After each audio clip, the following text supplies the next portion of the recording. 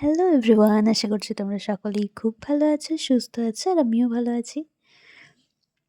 তো দেখো আমার ব্যালকনিতে যে গাছগুলো লাগানো হয়েছে তার মধ্যে কয়েকটা গাছ কিন্তু শুকিয়ে গেছে আর এদিকে অনেকগুলো গাছে ফুলও ধরে রয়েছে।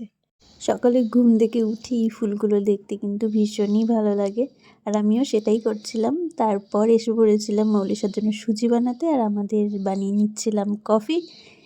এরপর আমরা আমাদের ব্রেকফাস্টটা সেরে নিচ্ছিলাম। আমরা দুইজন কি করছি? আমরা দুইজন তোমার এখানে কি বলে আছে?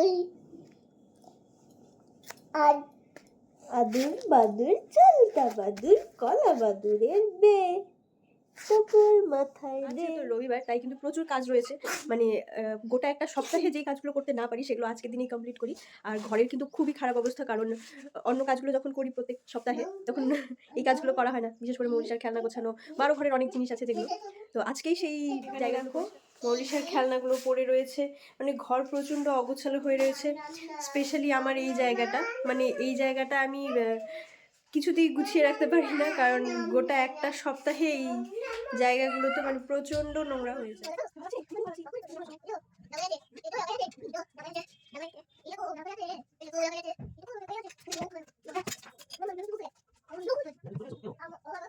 তো ফাইনালি কমপ্লিট হয়ে গেছে আমার গোছানো। এই সাইডটাও গোছানো হয়ে কাজটা শুরু করেছিলাম প্রায় 10:30 নাগাদ, আর এখন বাজতে চলেছে প্রায় 11:30। মানে প্রায় 1 ঘন্টায় আমি এটা কমপ্লিট করেছি।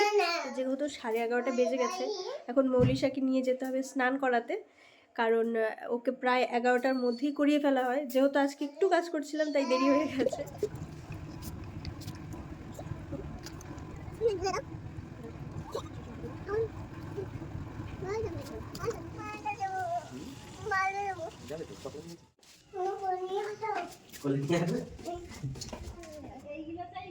নম করো, দিয়ে দিয়ে নম করো।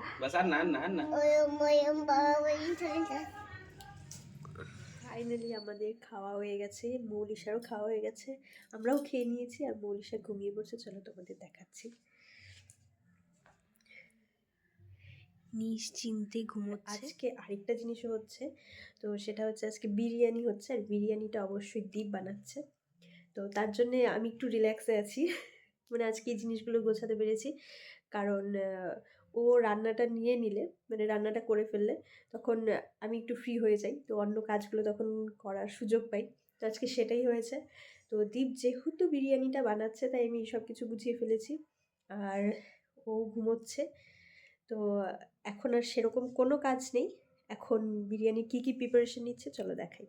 তো আজকে আমাদের এখানে বিরিয়ানির প্রিপারেশন হয়ে গেছে।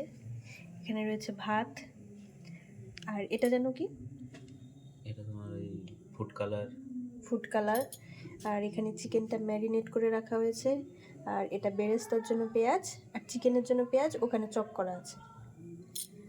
আর এখানে তেল বসিয়ে দিয়েছে মাস্টার শেফ আমাদের দীপ। বিরিয়ানির প্রিপারেশন হচ্ছিল আর মৌলিসা উঠে পড়েছিল, তাই ওকে আবার ঘুম পাড়িয়ে আবার এলাম।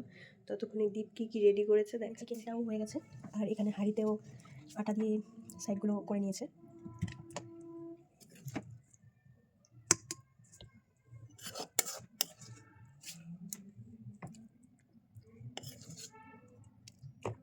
একটা লেয়ারই তো করবে।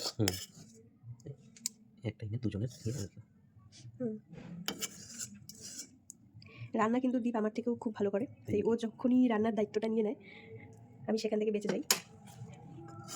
পরের মধ্যে দিয়ে দিচ্ছে সামান্য ঘি, এটা ভালো করে লাগিয়ে দিচ্ছে।